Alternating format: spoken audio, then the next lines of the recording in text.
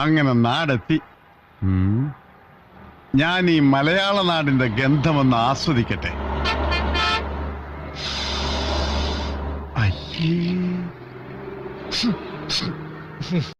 പോളിക്കെതിരെ പീഡനക്കേസ്. എറണാകുളം ഊന്നുകൽ പോലീസാണ് ജാമ്യമില്ലാ വകുപ്പ് പ്രകാരം കേസെടുത്തത്. അഭിനയിക്കാൻ അവസരം വാഗ്ദാനം ചെയ്ത് പീഡിപ്പിച്ചുവെന്ന യുവതിയുടെ പരാതിയിലാണ് കേസെടുത്തിട്ടുള്ളത്.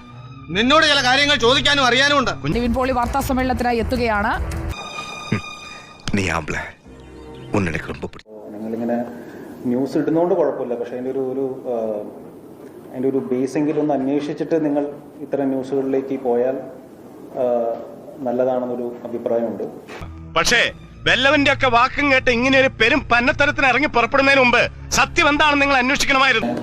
ന്യൂസ് ഇടുന്നതുകൊണ്ട് കുഴപ്പമില്ല, പക്ഷെ അതിൻ്റെ ഒരു ബേസെങ്കിലും ഒന്ന് അന്വേഷിച്ചിട്ട് നിങ്ങൾ